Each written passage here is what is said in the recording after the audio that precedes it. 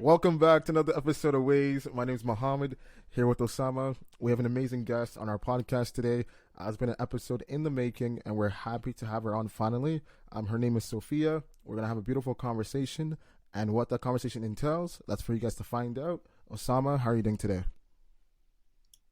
Bro, I'm blessed. A little tired now because if people know what it takes to put in a podcast, they would know that it takes beast mode strategies. But yeah, nonetheless, I'm blessed, bro. Ready to give these people another topic to hear, not talk about, or talk about if you like what we're hearing. But I do want to say quickly, we were looking at. This is the first time I actually paid attention to Spotify analytics ever because I just accessed the account. It said I was surprised. It said we had over 300 plus listeners. I was like, yo, I was pretty shocked. I'm not gonna lie to you. Remember, I told that to you, Muhammad, and I actually felt touched. If you're listening to us, please press that follow button on Spotify, Apple Podcasts, wherever you listen to your podcast. Press that follow button. It's gonna help us a lot. And yeah, so I'm not sure what the topic is today. I'm gonna leave it to Sofia and Mo to talk about because each time I ask those guys, they're like, you pick. I picked 85 episodes, 86 episodes, bro. Now it's your turn to pick the episode. I feel selfish. Sophia, how are you doing today? I'm doing well. I'm doing great. Thank you. Thank you guys so much for having me. Really appreciate it, and I'm very excited. Um, so yes. Now that you're finally here on the podcast, um, as far as the topic, Finally. yeah, finally. As far as the topic, obviously it's unknown at the moment, but we'll figure it out. Don't worry. A question I guess I have for both of you guys Wow. is one question. One question. All right. It's December. It's the end of the year. True. From the beginning of the year, the expectations that you set for yourselves, opposed to now, within how many days left of the year, did you meet it, or did you kind of meet it, or do you feel disappointed? What did you guys measure that scale? Oh, tough question. I guess I'll just start. I'll go first. To answer your question, dude, I am now fortunate enough. I guess at 26 years old, I've accomplished a lot of stuff that I never thought I would accomplish, and I've yet to accomplish stuff as I get older, and obviously as time goes by. As I said before, and when we were in our, I think it was episode with Khaled, I don't like putting expectations on my life because then I feel it limits me as a person what I'm able to do. So yes, I remember you asked me this question 2020 January. We were about to go to square one. Me, you, we were about to meet one of our friends. You asked me, I turned 25, and you said, yo, so what's different between 25 and 24? And I said, listen, I remember I said this verbatim to you. I said, I don't look at my life every single year now. I look at myself, what I'm able to do in 10 years span. Because that's what matters to me. We're still young. That's how I look at myself. I'm 26, going on to 27 like in a month. Doesn't really matter to me. I feel like I'm happy with what I've done. I feel I did a lot of self-reflection within Corona. Obviously, it seems like we're going to go back on lockdown, but to me, that's fine. Because again, I don't allow society to limit what I'm able to do.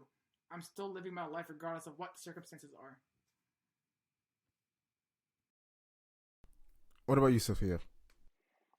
So to be honest with you, I don't really believe in New Year's resolutions, nor do I make any list, but I do try to set some goals for myself, as in things that I could potentially get better at.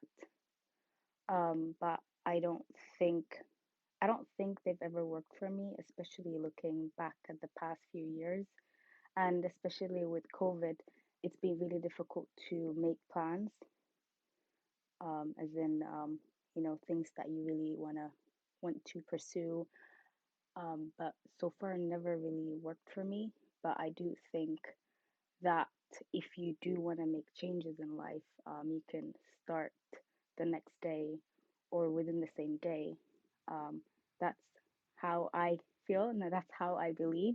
I don't think you need to wait an entire year or 4 months to start something new. You can do that right now. Agreed. And I I just agree with think that.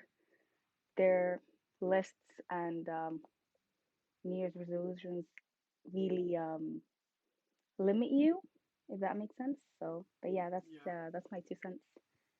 I actually agree with that. Yeah, it's funny because we actually have more than one episode talking about New Year's resolution and how we feel about it.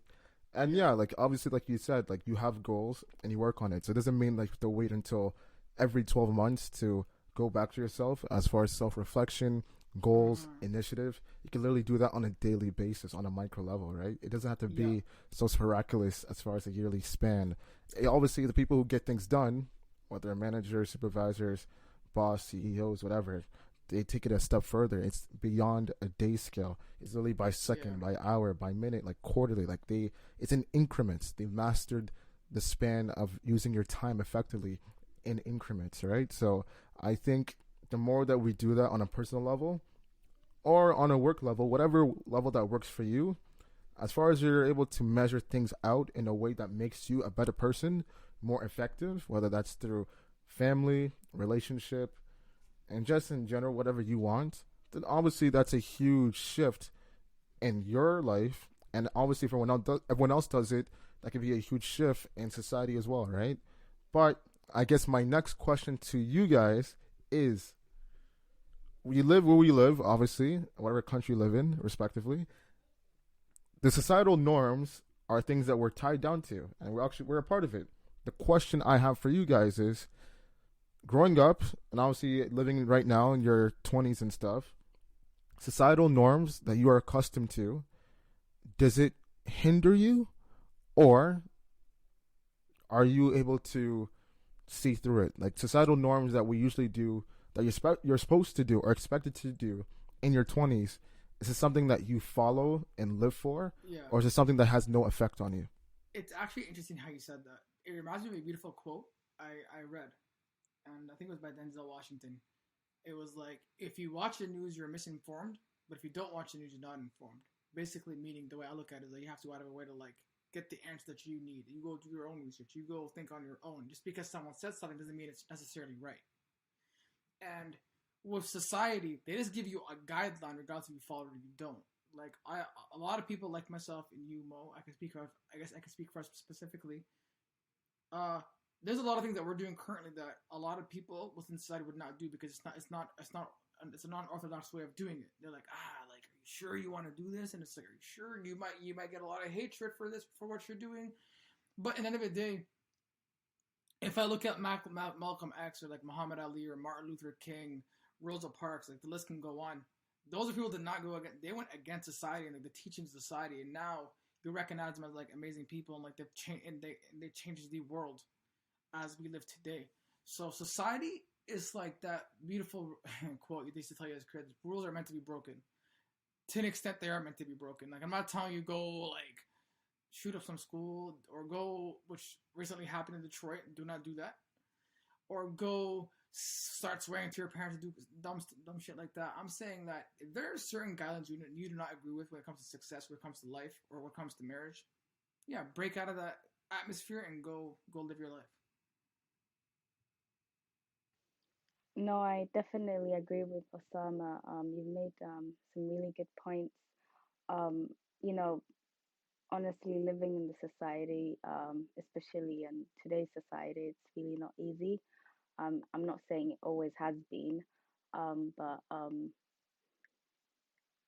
trying to fit in a society is, I'm not saying it is something that I'm all for it.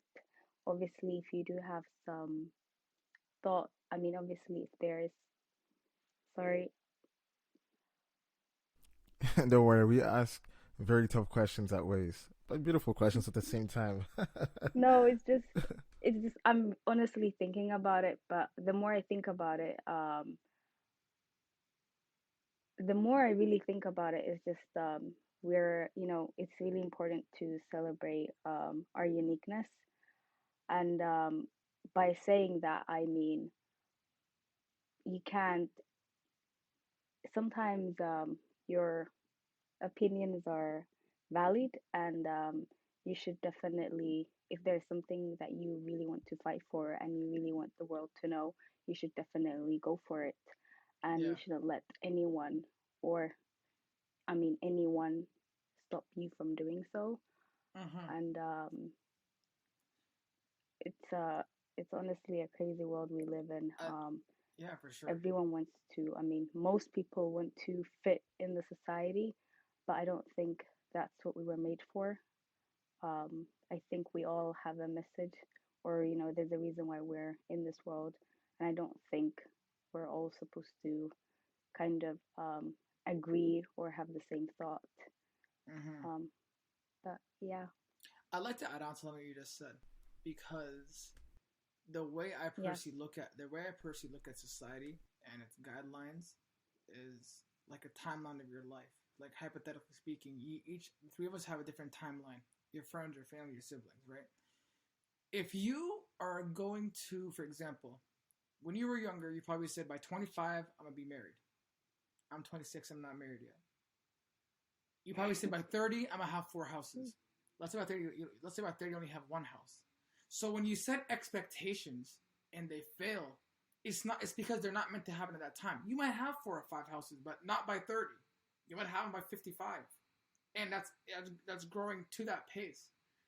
And I remember I was talking to my mom, and I told my mom, like, do you know a guy called Mark Cuban? My mom was like, no, I don't. So I explained who he was, and I'm like, did you know at 35, 36 years old, he was working at a bar? Now, a lot of people are 35 years old of our age are, if you tell them to work at if they have to go back to work a crappy job to live their dream, they'll be like, are you dumb? Like, are you fucking stupid fam? Like, I got more to life. It's different mindsets.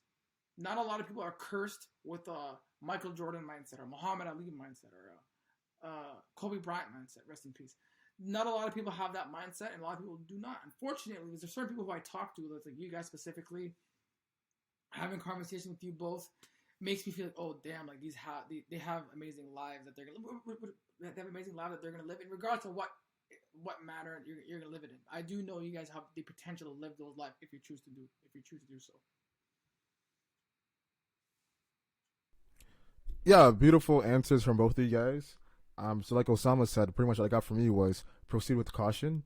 Obviously, society is society, but don't feel too tied down to it because at the end of the day, you will actually limit yourself and won't reach the goals that you want to reach if it's superseding the average goal for what society entails.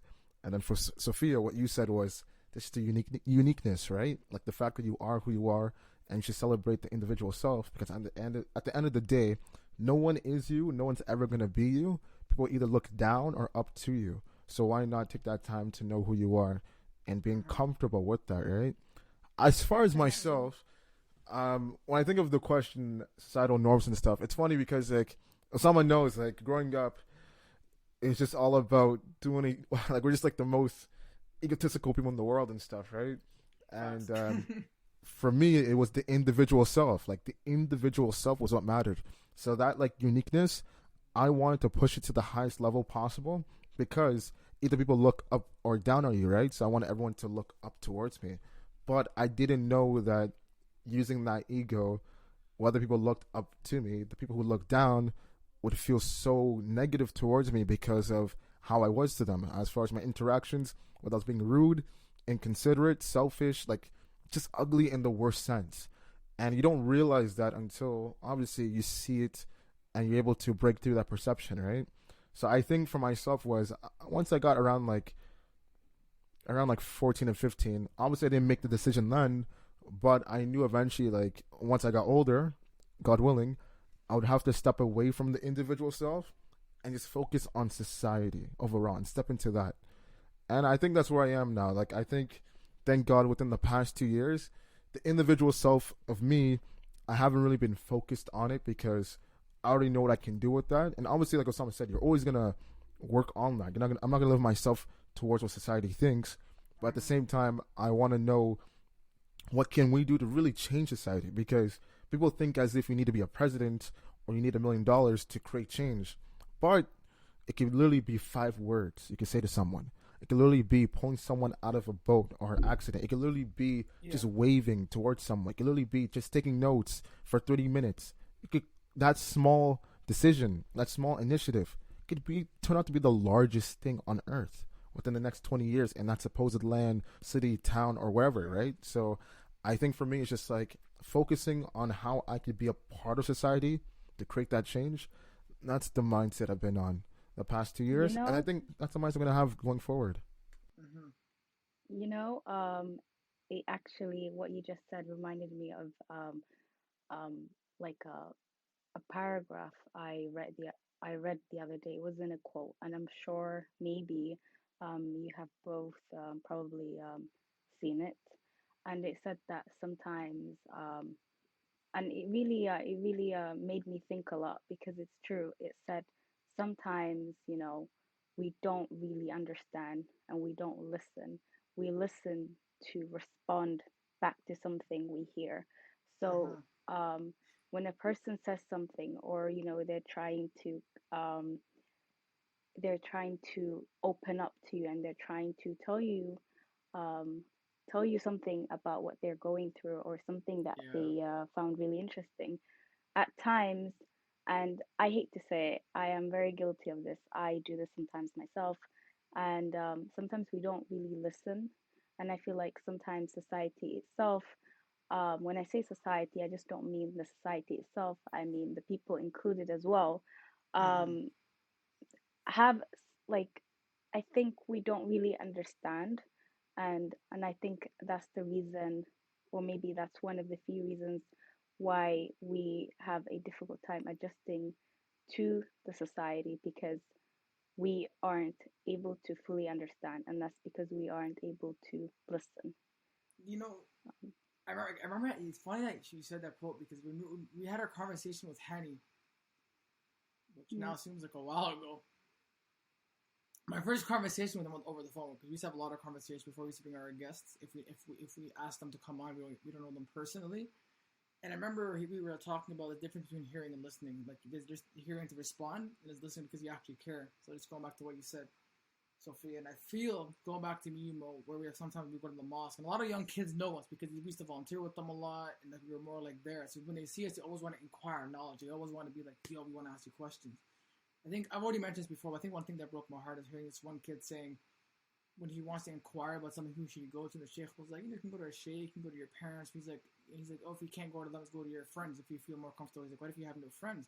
He said that and it broke my heart. But the beautiful part by him saying that, he doesn't know how. And I mean this. This is I'm not taking a shot at any of my friends. At 16 years of age, knowing that you have no friends is a lot stronger of an asset because you'll realize as you get older that certain friends you'll no longer have because decisions that you make. You're talking about society right now, the three of us. There are probably certain decisions that you've made. You've got people from Clubhouse, people from you met in school, work, that you made. You're like, wow, like so selfish, so selfish. The way I look at it, a genuine friend is someone that looks like, yo, I see that you're tired. You're not telling me what's up. Like it's a moment where we were at the mosque. We were leaving Friday prayer. I told him, yo, what's wrong? He didn't answer. He's like, yo, I'm at your crib. Come out. And he asked me, he's like, yo, why do you think I was upset? I'm like, bro, I know how you say hi to me, and I know your mannerism. Like, I respect the fact that you don't want to tell me, but I'm like, you obviously are, and he obviously told me what was wrong. That's for a whole different conversation. And he respected that. I'm like, listen, like, never day like, there's always, I think we as people have to remember that it's good to have those moments because you differentiate between who are good and who are bad. And yeah, and that's the thing that goes such a long way. And yeah, I think that's, man, that's, it's so dangerous because when I think about it, like society, especially in this hyper reality that we have with social media and just the influx of just changes and how it changes so quickly as for what the culture wants and what the culture needs. So everything is just exclusive based. So if you have this one of one, or you have this that's out of this country, if you have this like this brand or like shoes or just this shout out from this celebrity and stuff, you stand out, you're put on a pedestal. And when you have that, obviously it creates change. People become more popularized, more famous, more known. But at the same time, you have people that feel in doubt of what they have, Uh-huh. and that exclusive mentality, it's not good and it's not healthy. So when you think about kids, 16 years old, having no friends, that could be a power. But most of the time, when you're always 16, you don't have any friends, you become isolated from society. And I was with that certain situations like what happened in America with the shooting with the Yeah. kid and stuff, right? Yeah. And we have to do a better job. So for me, it's just like I'm 26, so for me, having the realization like, hey, I want to be more inclusive with what I Uh-huh. do, and also be inclusive with others around me, and let them know that it's safe. I probably knew that at like 15, 20, Yeah. 22, but I just didn't have the courage to do it because I didn't want to face that backlash from my peers or from others, coworkers, like whoever. So I just think, like, man, if we just have a more inclusive, systemic system, everyone wins. Because at the end of the day, like, this hyper reality with exclusivity is just never gonna work. Because everyone's just chasing for something that it's not really worth it as far as possession in itself. You know what's insane about what you just said? I think I told you this before. Is one time I was on Clubhouse and this girl's after my long loaded beef, Sofia and Musab convinced me to come back, so I came back for a while until I left again. One girl, I met some new people on Clubhouse, and they were like, one girl was like, I feel more connected to people online than I do with my own friends. And I was shocked. I'm like, how? Because I'm like, I met a lot of cool people, regardless of how my friendship like with them. I'm not gonna take one moment and say, wow, F that person. No, like I'm not that type of person. There are childish moments. I just like at this point, I'm just gonna move on and like whatever. But there are people who I met who are great. Like Sofia's one of them. Obviously, I met other people. Like M Fellow, shout out to you, amazing photographer, and Musab. I feel like I'm gonna forget names. People are gonna get mad at me shouting them out. But basically, I'll buy you guys food, or Mo will buy you food if I don't show you out. But basically, my point is, with all due respect to everybody on Clubhouse, I don't think I could ever replace brotherhood from in person with you guys. Because I don't like, what if you meet me in person and you're like, yo, you're so fake, you're so this, you're not the same person I actually spoke to. Because people hide certain stuff. Mo, you know me really well. Like, you know when I'm not acting myself, and you know when I am. You know, like, other people on the phone, you can hide that. You can hide that. Like, you can hide when you're having a bad day. You can hide when you're having a good day because you're over the phone. And obviously, there's people who have great conversations. Osama. Yeah, what's up? Sorry to interrupt. No.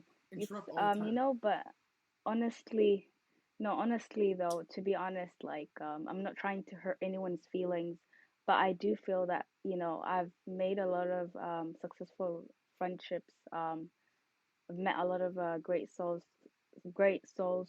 through online, and I've met some of them in person, like a lot of them. And to be honest, with some, I have a very strong relationship. Like a best friend of mine. We both study in the UK right now. And we met online and we became very close, and now we're like so close. And honestly, and like I hope I'm not being rude to say this, but I do feel, and I'm not, and I hope I don't sound mean, but but what I feel is that I'm able to be more open, or I'm more of myself 100%. around people that I've met online than people I know in real life. Because sometimes I ask myself why, but then sometimes I believe it's because these people are people that I don't really know very well, and I have just met them online, and I know that no matter what happens, somehow I'm able to trust them more than I'm able to trust people that I've met in real life. There's a reason for that, though. I think. Yeah. I think hypothetically, like sometimes me and Mo, it will probably take one of us a long time to like admit something. Not because you're afraid of telling that person. It's almost like right place, right time. It's like I haven't found that right moment to explain how I felt. Now, Sofia, okay. Even more for me. I barely see Mo now. Like, I see him probably once a week minimum at the mosque, but not the purpose that like we're there to see each other, but because we want to learn knowledge. But on the way, we have small conversations. But the last time I had a proper conversation, probably a long time. We had a long conversation, like a deep conversation. But the way I look at it is on Clubhouse. Like, let's say, for example, we go back on lockdown again. Clubhouse is probably going to rise up again for people who are bored or whatever. But people who got sick and tired of those friendships, because now it's all full of trolls, so I don't feel like going back. It died off. But there's probably going to be that moment where people, there is that moment where you talk to people online because I can tell you something on how I feel, and I know you don't even know me.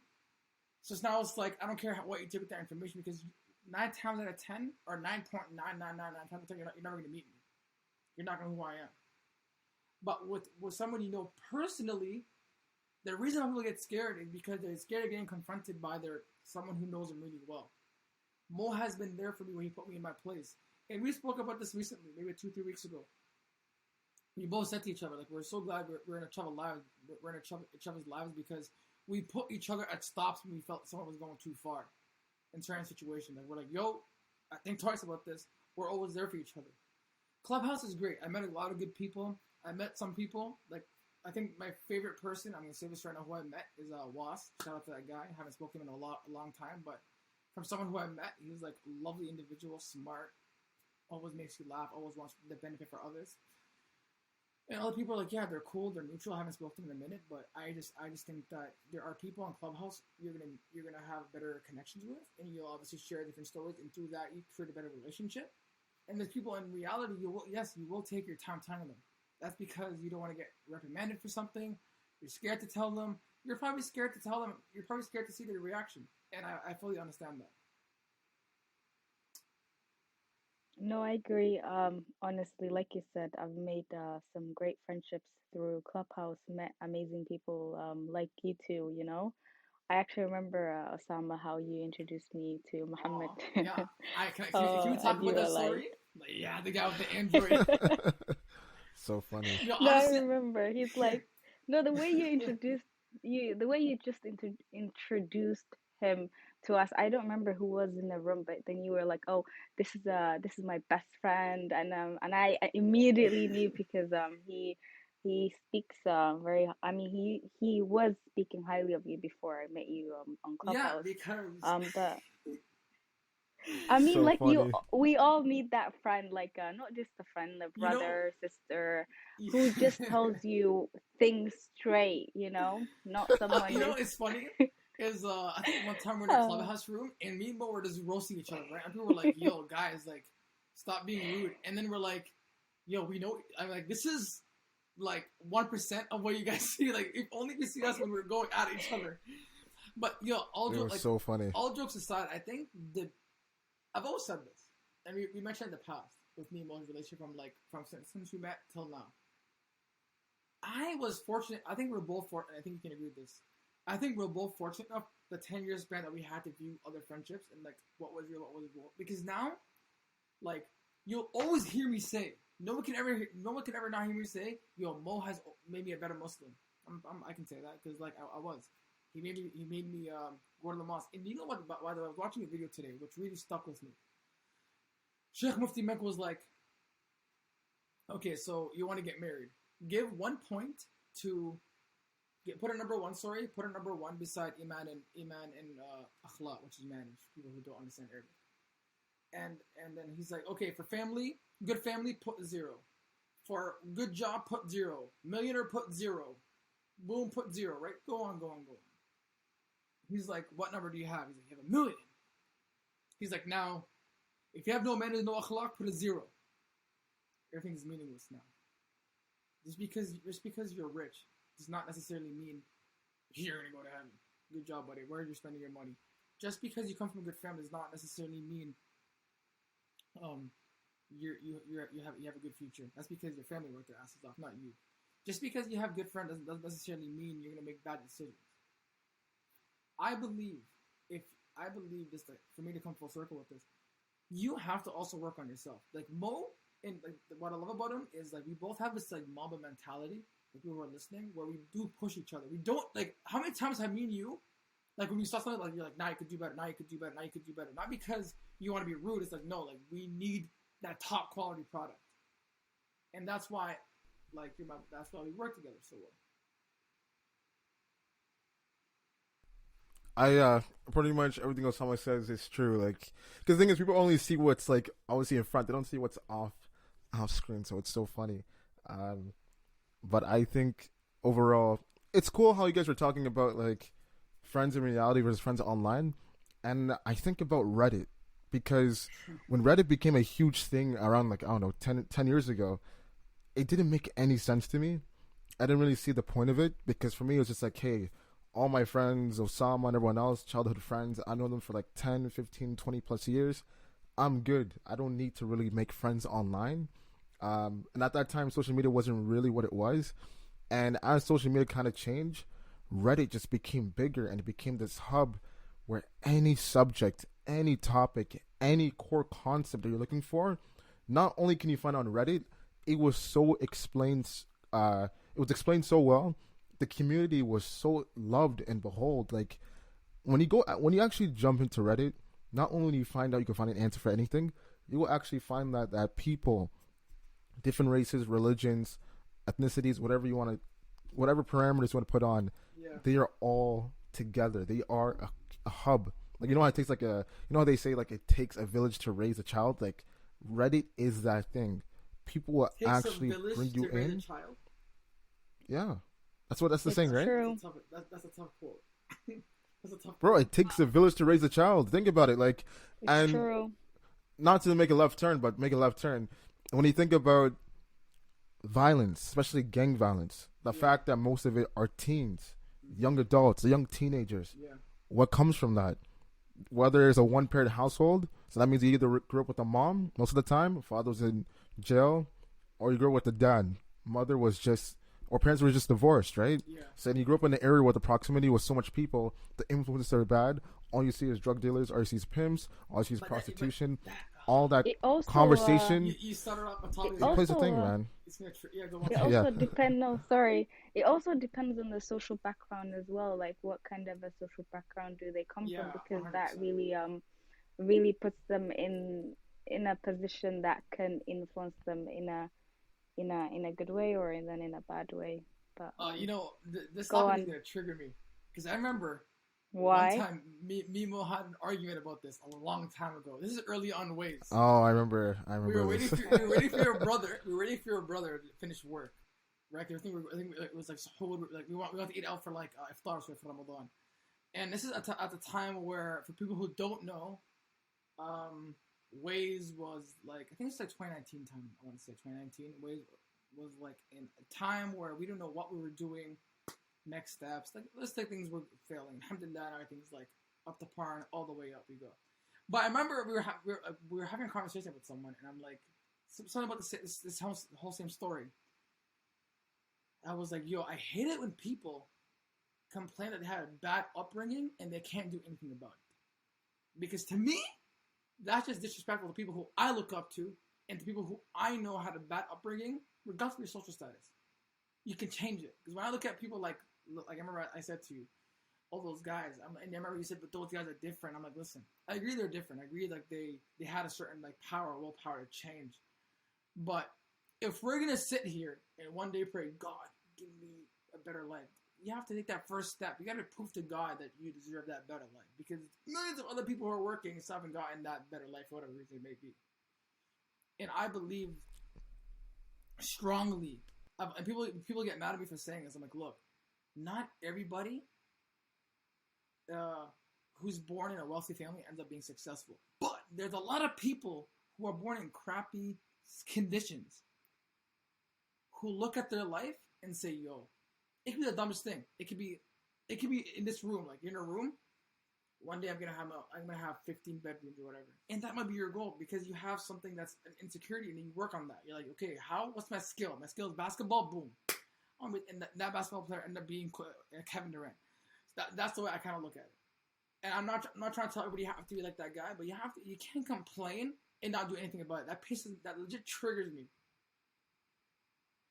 Yeah, I remember that day because I remember someone said that I was actually one of the few times we argued because I was so angry because I was like, because I know what he means, right? Because he's like, obviously you have individuals like LeBron James and all these different individuals that came from these backgrounds, these poor backgrounds, they're able to make it. And what I said to him was like, you have to understand, like Sofia said, everyone, obviously society, there's different classes, socioeconomic status, right? Yeah. So obviously you have the wealthy class, the middle class, and the lower class. Mm-hmm. And I was saying to him, I'm like, hey man, for every one LeBron James, he's only the 1%, because in that area where he came from, Akron, yeah, he saw the bad things and the influences, and he grew up in that status, that social infrastructure, and that racial systemic institution. He grew up in the same environment. But like Osama said, he made it out because he had that faith, he had that belief, and that conviction. Yeah. And I was saying at the same time, even though that's true, he's 1%, because at the end of the day, in an area like that, you're so limited to your options. It's either you play basketball, football, or you're a rapper. You're a rapper. As far as negative is just, like I said, like just the illegal activities and stuff, right? But as far as positive, because of the lack of social funding and the lack of Yeah. education and all these things, these factors, these social economic factors. Yeah. That's why in areas like that, right? So 100%. that was pretty much more context pertaining to that argument. And but that I think that day was really beautiful because obviously I understood your perspective and understood where you're coming from, and obviously with that certain person or boy, you're obviously a lot closer to him to you than he is to me in a lot of certain ways. But I will say one thing. I do understand systemic racism exists. 100% it does. Whoever says it doesn't is just living under a rock, and or thinks he has the solution to stuff, because clearly it still happens. You saw it in the States what happened. You see what continues to happen. That minorities, specifically like African Americans, don't get as many opportunities as the white people do. But with that, the way I look at it is this: if you live hypothetically in a middle class, and let's say and middle class does not mean necessarily rich no more. Middle class is probably low class as well. But if there is something you want to change, yeah, low class, 9 times out of 10, you're either going to the game, as you said, rapper, basketball, football, sport. And if you enter a gang, your life is numbered. It's just you already went to get shot, no matter what race you are. Arab, African American, black, Jamaican. Yeah, dead or in jail. Dead or in jail. Right? Those are two options. Those are two pathways. Options. But I will say one thing. People inspire me. Like, Mo, I've obviously known you since I was 6, but I got to know you better since our first conversation we had in 2017. Because in my head, I thought Mo was the funny guy. And I know you said the same thing about me. I thought I was the funny guy. But having the conversation with him, I'm like, damn, it's not the same Mo I'm talking to. This is Muhammad I'm talking to. Mo out, Muhammad in. Talking to a guy who has a future for himself, who has planned out what he wants. And even if things go wrong, he still does not stumble. He's like, okay, cool, I'm going to take a step back. My will still Allah, but I'm still going to find a way to fix it. And that inspires me. But to say you have opportunities in this, whether you live in Europe, which has a lot of opportunities, whether you live in Canada, the States, and you're a middle class and you have those opportunities, do not fucking bitch and complain, bro. Because there's people who live in crappier societies who end up making it. And I feel like people always want to say, oh, and I could be judgmental, but I like thinking about that 1% because I am that person who also says anybody can achieve what they want if they put their head to it. Not if I use 100% of my brain power. But Osama, you also need to understand that people do grow. Like you said when you said that, I'm sure you know that. But when you said that, you had a wonderful conversation with Mohammed back in 2017. Mm-hmm. Um, I do feel that people outgrow their thoughts and opinions, and even as a person. And I Yeah. think that comes with life experiences and what you go through. Um, you know, there may be, like, for example, there may be a 25-year-old who has never went through something, um, and they're having a conversation, like, say, with a 23-year-old. Yeah. um they may not like they may the 23-year old may be more Mm-hmm. mature, and that's because they went through some things in life, compared to the 25-year-old, say that their life was very smooth, a great upbringing, never really went, like, they never had that obstacle, so, Yeah. like, everything was given to them. So this sort of brings me back to the fact that people grow, and I think it comes with the life Um. experiences. Whatever you said is 100% right, and I could not agree more. People do grow, but it's one specific Yeah. person. I love him. Consider him my brother. I would do anything for him. If he called me right now, if he needed help, I know I'd be there. Certain thing he says, he just like I'm stubborn to an extent. 100%, I know I am, but he's stubborn on things that like are dead. It's dead, but I'm like, yo, move on, buddy. Move on. The thing is, it is more. There's other people like that as well, like the other people who I'm close to. But I think it's because again, maybe a certain lifestyle that they're trying to live and make it happen. I have no idea what they're trying to do. All I'm trying to tell you is the people who are listening. Everybody has their own opinion. The beautiful part of it is you could. It's what are you saying? Everybody can say whatever it is they want to say on this platform, and there's people who are going to agree with me, and there's people who are going to disagree with me. By all means, you have the reason to do so. However, Maybe because of how I'm taught. Because my dad is when I was 6 years old, bro. My dad would always tell me this: when we would go to Toronto off the Gardner, which is what gets you to downtown Sofia. People, to our non-Canadian fans, to our non-Canadian viewers who don't know, the Gardner is what gets you into downtown Toronto. When you enter the Gardner, you will see homeless people coming up to your car, multiple of them. And my dad would tell me, he's like, listen, I don't care what you do in life. Just know, if you don't work hard, you're sitting right there. Like, he was like, you're sitting right there. He's like, let me tell you something. He's like, me, your dad, I don't care if I live to 100, I'm not helping you.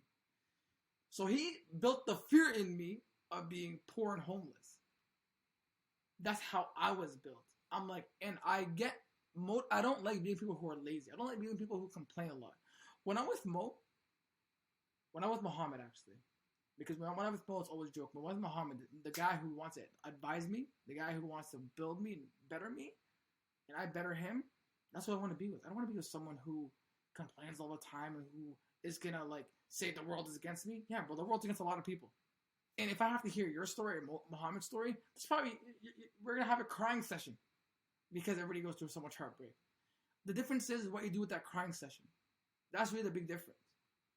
Because you're not going to get rewarded for being a nice person. Whew, bro, if that's the case, Sayyidina Muhammad would get that Definitely award. not. And he got the highest award. Definitely not. And these days, you do not get awarded for being nice. You get awarded for changing. And you know what's beautiful, Sophia, is about when I first reconciled with Muhammad, I remember I said to him, and this is the first time I'm saying this on this podcast. I'm like, yo, I don't care. I want to do it with nobody. I want to do it on my own.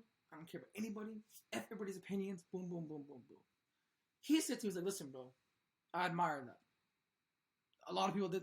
Only a few people have done that, and look what it's gotten them. No one talks to them no more because they like. And he used Michael Jordan as an example. That no one respects him, even though he's the best player. He was an asshole. Thing is, yeah, it's a perfect example. Yeah, right. And I remember we had that conversation, and I think through there, I realized that with Waze, the biggest thing for me in the beginning was to be a billionaire. That's still there in a different sense. It's not to help people. Now when I go to the mosque and young kids are asking me for advice, why do you think they're asking me, Muhammad, for advice? It's because they are seeking knowledge from two people who they can sense have been through something and they have overcome it. Sophia, me and you have had a lot of conversation about advice, about like helping each other out. I don't know you personally, but I know you've been through stuff, probably outside of like 2020, 2021, 2019. I know you have, but I could tell from the tone of your voice and the way you articulate your word, you have been through stuff. And that's the reason. And I remember, Mohan, you said this. And you said this really eloquently earlier on our podcast. You said something that stuck with me till probably the day I die. You said, imagine no one going up to you for advice. That would suck. That means they don't value your opinion at all, regardless if they agree or disagree with it. And also, sorry, you go ahead, Sophia, make your point. Okay, I'm so sorry. So the thing is, Osama, you made a really good point. But one thing I really want to say is that not everyone will come to you for advice, especially people who do not want to hear your thought, knowing that you're right, or knowing that, somehow you could actually add value into what they want. Yeah. Or because you're just different and you're not really making an impact on the decision that they want to make. Yes. Again, I feel like with some people you're a lot older. Some people, I'm not generalizing this, but then there are people, I'm sure we've all had friendships that we feel that we've had to outgrow and had to leave. But some friendships come into terms with where when you try to sort of advise them or tell them something, they don't really want to hear it, not because you're being honest, but because you see life differently, and maybe you're growing a lot faster than they are. Honestly, yeah, you're absolutely right, and maybe it's the circumstances I've been in. You're absolutely right. For me, I want to say two quick things. everything that Osama just said, it's beautiful because people can look at that and take it the wrong way. Number one, out of everyone I know, Osama is the most. He has more empathy than two people combined, easily. So I think that if people hear what he just said and think that his demeanor is totally standoffish and he lacks empathy, you have to slap yourself in the face. This man has more empathy, like I said, than two people combined. He's there for you when he doesn't have to be there for you. He's there for you when you want him to be there for you. So that's number one. I want to get that out the way. And like Sofia said, also about like people not having to like you or respect your opinion. I think about the Prophet, peace be upon him. Like before Islam, he was known as a truthful one because what he did and who he was and how honest he was and his integrity and his care and his manners and everything about him, the embodiment of his character was what made him stand out in society that was obviously deranging of the societal norms that we talked about earlier. As soon as he came with the religion of Islam, people turned. The people he grew up with, his family members, cousins, the people you knew and who he knew them to be and what they knew him to be as well, even being a special individual, they turned on him. Not only they turned on him, they demoted his value, his stance, his ethic, his knowledge, his wisdom, because it's something that he came with as far as the religion and what entailed with the religion as well. So I think, like Sophia said, like people don't have to respect your opinion. They're never going to like your opinion. Yeah, absolutely. But doesn't mean at the same time it could change, right? So it's kind of cool. I'm hearing both of your thoughts on both perspectives. First of all, I want to thank you for that comment. I appreciate it. Yeah, like I always tell people I'm always there for them. And people who know me, bro, you can call me at 1 o'clock in the morning. I'll probably answer if I'm awake. But I do want to add on to your point, to both of your points, actually. Sophia says something really captivating. Not everybody's going to go to ask you for your opinion. Absolutely. Because maybe I'm not experienced enough. Yeah, we have 100%. Again, you can tell based on someone's demeanor, some of the ways they articulate their words, or maybe over conversation. You're like, I don't agree with this point, but if I ever have to go through something, I might not go to him for that certain thing. The big thing is relationships, right? Big thing is relationships. Mohammed, how many times have we had a conversation about relationships over the past couple of years now? A lot, right? A lot. And like me specifically, I like. More than stars in the night. More than stars in the night, bro. I feel it's always a common topic about trying to evaluate that person for you. And I think you're not going to ask someone who's inexperienced, but obviously, the three of us obviously probably had our fair share of talking to people, and I've obviously told you about the last person and before that one that I met, and I can't talk bad about both of them. I think they're both great people. I believe that if it's not with me, they're going to meet someone else, but it goes back to emotional maturity. And I think a lot of people kind of came full circle. If you're not able to reprimand yourself first, you're going to get really defensive when someone reprimands you. Because if I'm not able to say, wow, like, this product sucks that I made. But if you say it first, I'm going to get pissed off because how dare you diss the great Osama. Who am I, bro? Like, if it took Thomas Edison 1,000 times to, like, get light, 1,001 time he made it. People have to kind of like break down their steps in terms of how they choose to tackle things. So I do agree with Sophia. Not everyone's gonna ask your opinion. Only people who value it, and even if they don't value it, they might ask, and if they disagree, they disagree. And so Muhammad, to your point, dude, I think throughout our conversation, I always say this: you need to have a friend who you can. Like, even I don't text you a lot, to be honest. Like, we don't text each other a lot, but I do know when I need your advice, you are there. You are there. You do give advice, and you have to have role models. Like that kid, bro, God, that kid that said, "I don't have any friends at 16 years of age." How is it at 16 years of age you have no friends? At least 2. You just need 2.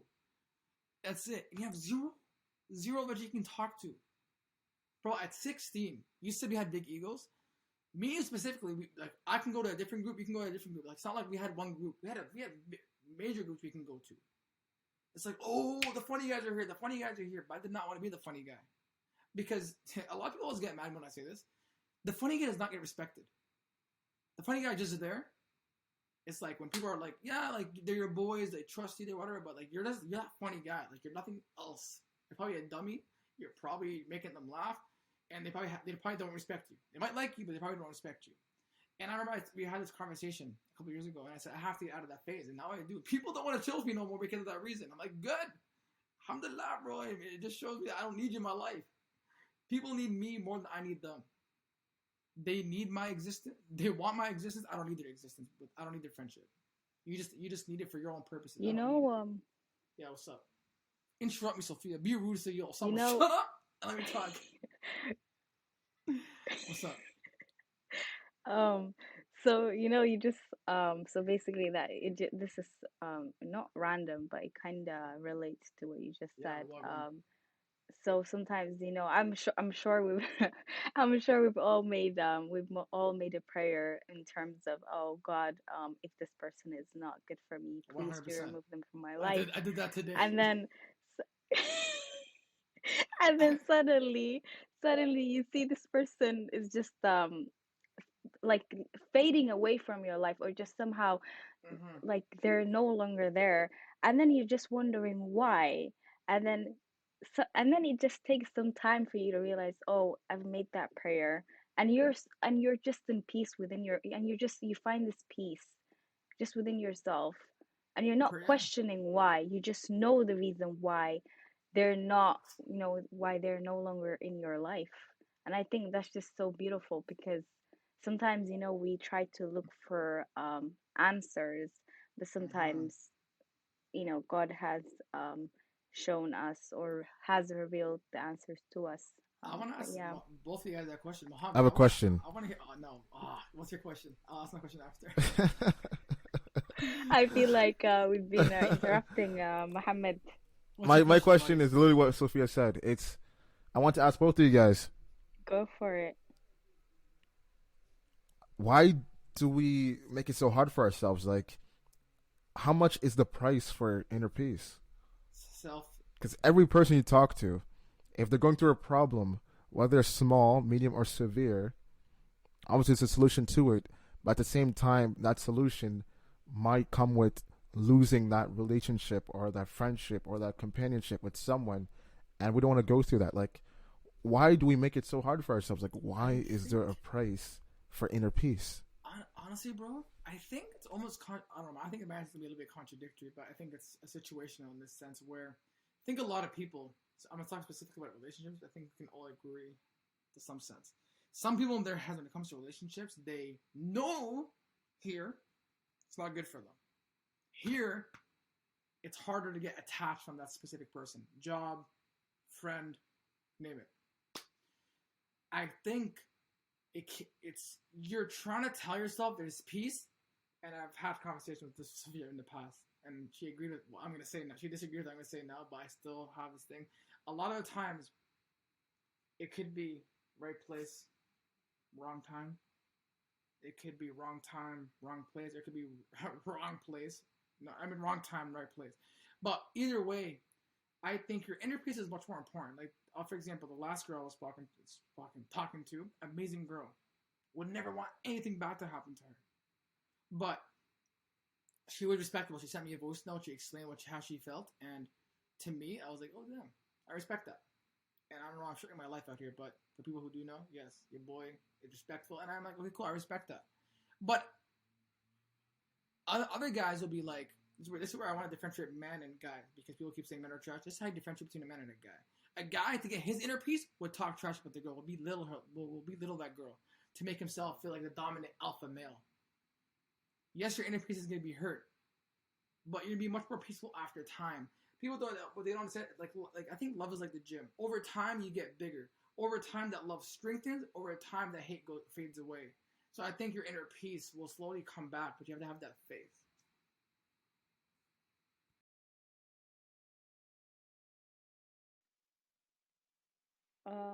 So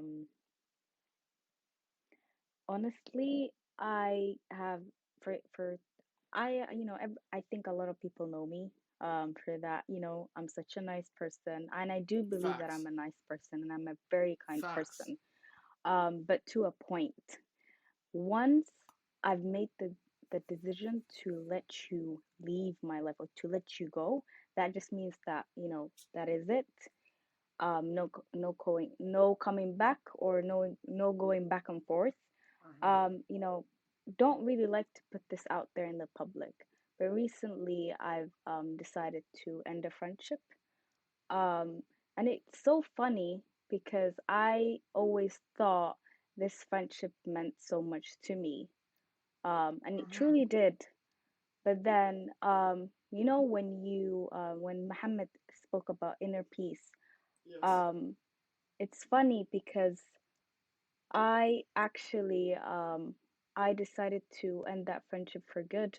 And it's funny because when one of my friends asked me, are you fine? Like, how are you doing how are you doing life? And do you feel do you feel upset or sad? And I go, no, actually, I feel at peace. I feel that I am very happy, and I and I and even I myself, I'm just surprised, like, why am I not upset by this? Or why is this not affecting me in any way? But it's just sometimes some people don't really belong to your life, and sometimes Mm. you are longing or searching for that peace, but sometimes what it is that you're supposed to kind of search for it, and Yeah. maybe sometimes it may mean that you have to remove people out of your life even if you Which love them. is And I which is honestly fair. love that person, like, truly, but I don't think they belong to my life anymore. Can I add on to your point? But I yeah, remember the halakha mall, go and on. I remember the sheikh was like, he was talking about loving and hating. He's like, when you hate someone, leave them for the sake of Allah, and you love someone, keep them for the sake of Allah, right? Here's the thing. I'm gonna say this again. I probably said it multiple times. At 2007, no one could have ever told me I'm gonna be building wells with Muhammad.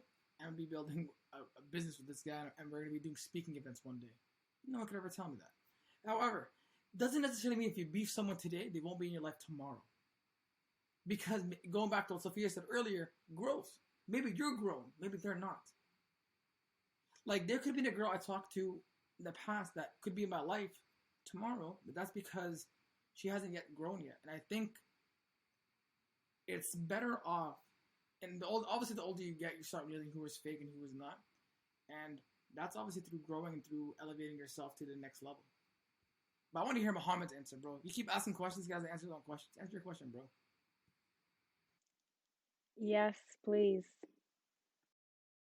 I thought you had a question, Osama. I do have a question, but I want to hear your answer first. Okay, no problem. Yeah, I guess like the question is how much for the price of inner peace. Now I think I have it. I think I figured out how to get that inner peace. And to be honest, if you listen to the whole conversation, people could think of like Sophia's points and attitudes and perspective as kind of more easy on the easy side, as far as the just like the easefulness, and people could think of Osama's side and perspective and overall as more defiant and more stern as far as who they are and what they want.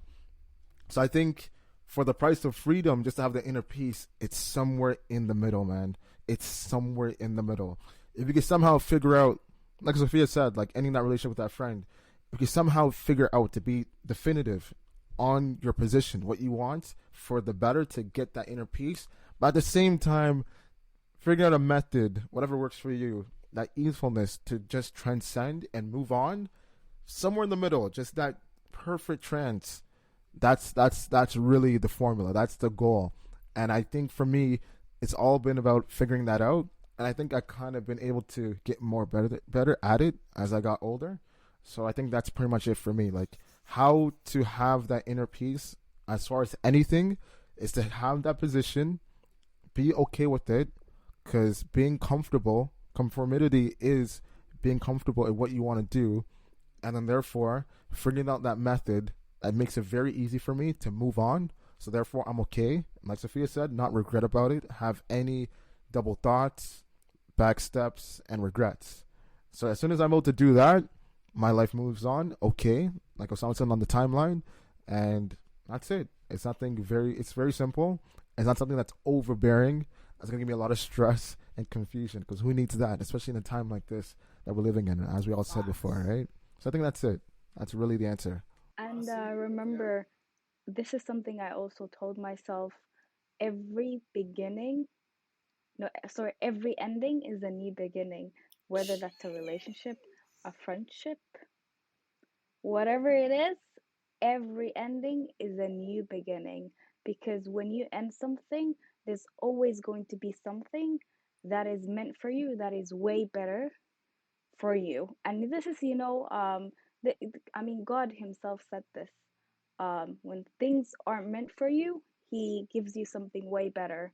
I And know. to me, that's just insane. Like, subhanallah, like, wow, this is not meant for you. Like, imagine sometimes you're like, oh, this is what I want. And you love it so much. You love it so much to the point that you seek prayer for it. But imagine how much God truly, truly, truly loves you to the point that He knows that you deserve something way better. Osama always But says yeah, that. Sorry, what did I always say? Osama always. No, I was saying like what she was saying, like her point Uh-huh. about knowing that like what you think you want, God has something better planned for you. And Yeah, I was saying that 100%. you've always said that. And I think that speaks to the empathy thing about your character that people don't see or they don't know about, right? And that's gonna go back to my last question. Obviously, Sophia, you probably want to go to sleep at this point. But I do. My last question is: do you feel there's a misconception that people I'm that quite jet lagged, but you're quite yeah. jet lagged? Listen, we can continue. I'll, It's funny because it's just 2 hours, but I don't know. but I'm having a really Wait, difficult time. jet lag from a 2 hour flight? No, Get it out of wasn't a here. 2 hour flight. It was a 3 hour flight.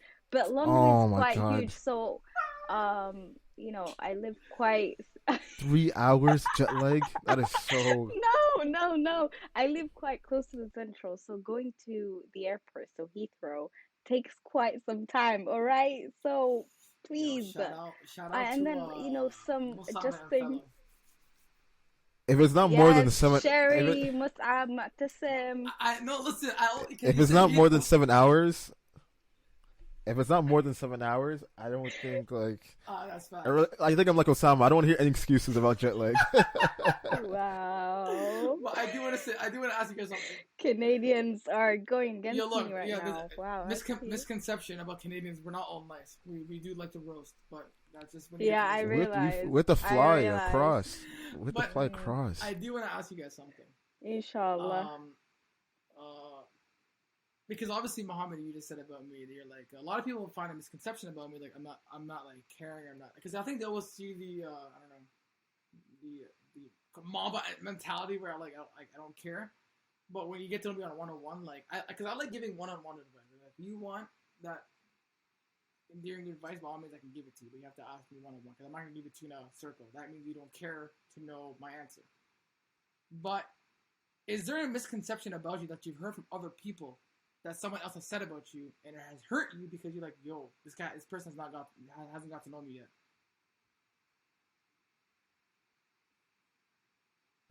That's a good question.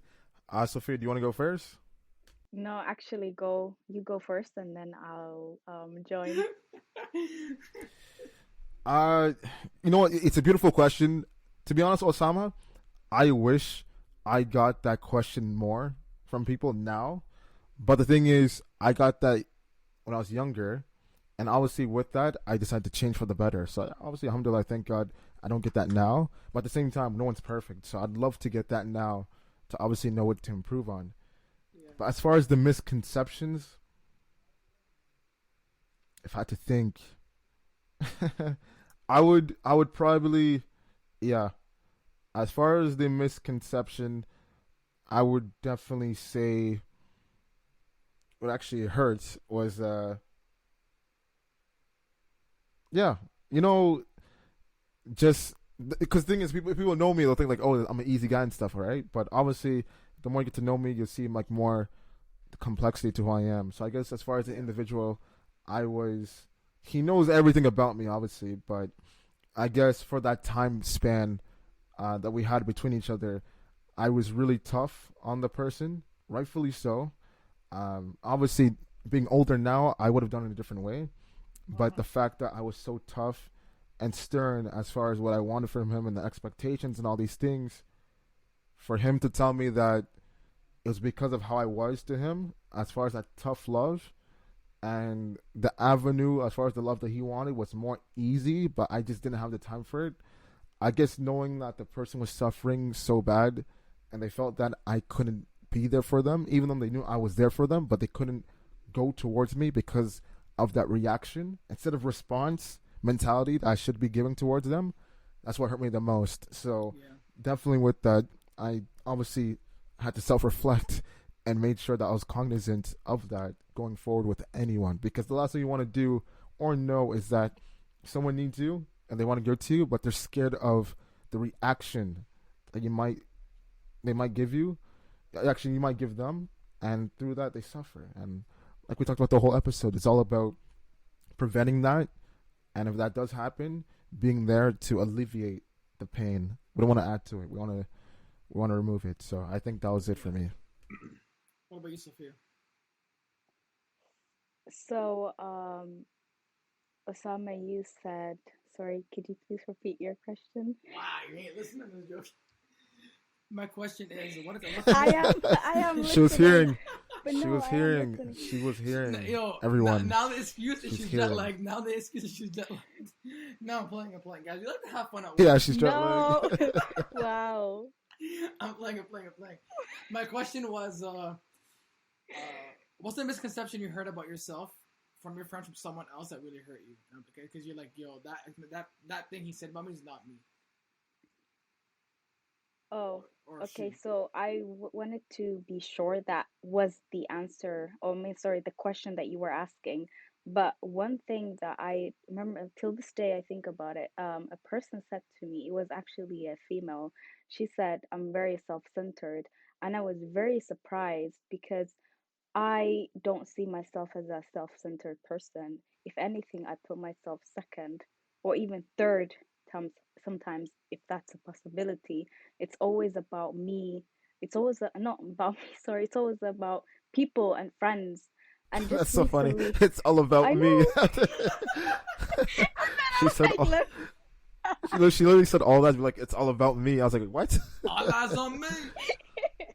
no, I mean, if anyone knows me very well, I mean, Osama, Muhammad, you know, you two both know me very well. I usually put people first, and even if I get upset and I feel disrespected, I don't really take, I do take it to heart, but I try to brush it off. But it does bother me. Um, I'd lie if I said I'm not a sensitive person. I am a sensitive person, but to a certain extent.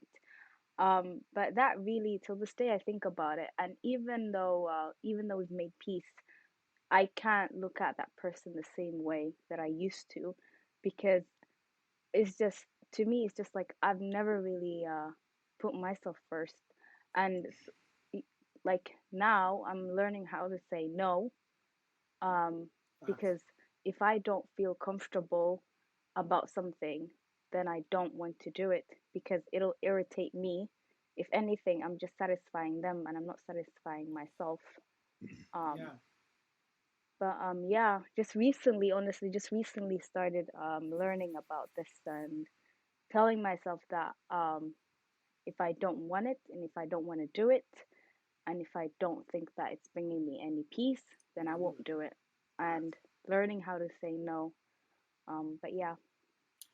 I think that's a beautiful part that because I think it's actually insane because a lot of people they'll take one Mm, moment of someone who had it done to me yeah. and they'll say, yo, like what an asshole, what is this? But I'm like, when you get to know me in person, like I remember one girl on Clubhouse said, she's like, yo, I thought you were an asshole, but like getting to know you actually really, really nice. I'm like, cause like she like the way I was talking. I think it's just like the Toronto way of talking. People think it's rude. And cause like we talk like we like interrupt, I was like when I was talking like Was and Clubhouse and whatever, to people like and those girls like wow, what like she was saying to me, and I said, and people get to know me like wow, you're actually really really nice. The only I'm gonna steal a quote from 50 Cent, and I agree with this quote 100%. I don't want a problem with anybody, but if you want a problem, no problem, bro. Because I'm that guy who does not care if you're gonna beef, and I will make you wish you didn't enter that beef. But because I'm a peaceful person, I'm older now. I try to ignore it. But there are people who obviously get on your nerves. You're like, all right, man, you're messing with the wrong person today. Because then it's like they're gonna take you back to the old you where you don't want to go back to. And I feel like I just think of that quickly. And I'm like, okay, I don't want to go back to that guy because I know what that guy's capable of doing, and I don't want to do it. But yeah, It's true. It's true. it's And honestly, true. that's like you said. You have that option. You have that power. You have that power. But since you're older, aware, more wisdom, you're aware of the impact that comes with it. So Yeah. either you have two decisions. You're powerful regardless. So either you could literally you can literally you can literally make everyone feel at ease as if they're at a lake or at a beach, or you can literally cause a tsunami. It's Wow. that easy. Yeah, but So tsunami knowing sounds that you nice. have that power, knowing that you have that power to make it Yeah. really earth shattering, but at the same time that impact will make others feel at Yeah. unease, scared, worried, feared, and that goes for a long time, and that creates pressure, and it takes over to get over that, right? But the fact that you're willing to be like, hey, I'm gonna step back, I'm gonna let you guys be comfortable and at ease and continue your life, be happy that I know what I could really do. I think that's what we need to do as society, right? That's what we need to do Well, I for guess. working our individual self and how we can add on to the overall plan as a Yeah. group of people. We spoke about so much stuff, but I think to end it off, just for me, I think I quickly learned, like even now the past year, that there are certain people, even specifically from Clubhouse, there's some people at Clubhouse that will say the dumbest thing, and I'm like, bro, like, are you stupid? Or like, or things, or certain situations, like, I mean, so yeah, I've had these conversations. Certain situations would happen, I'm like, fam, how are you defending this kind of behavior? Are you stupid or are you dumb? Or just because he's your friend or she's your friend that you're gonna love it? Because I'm like, I know someone else did the same thing. In reality, you ain't accepting it. So it's obviously the double standard, but I'm a lot older, and I'm like, you know what? A lot of people have, like, going back to full circle, a lot of growing, a lot of maturity, mindset. People haven't got to that level yet, and I think if you, and eventually you're gonna get to that level, and you look back and like, I wasn't stupid, I just had to learn, and we were all there. So I don't blame them necessarily because I know I was there. I was immature at one point, probably a little bit more aware. I wasn't doing dumb stuff. Like I was still aware of like what was right, what was wrong, but we're all like different. So as you guys said, social status is different, certain areas. So obviously you think a certain different way. But I do believe at a certain age you do have to get your life together, and the only person you can blame is yourself.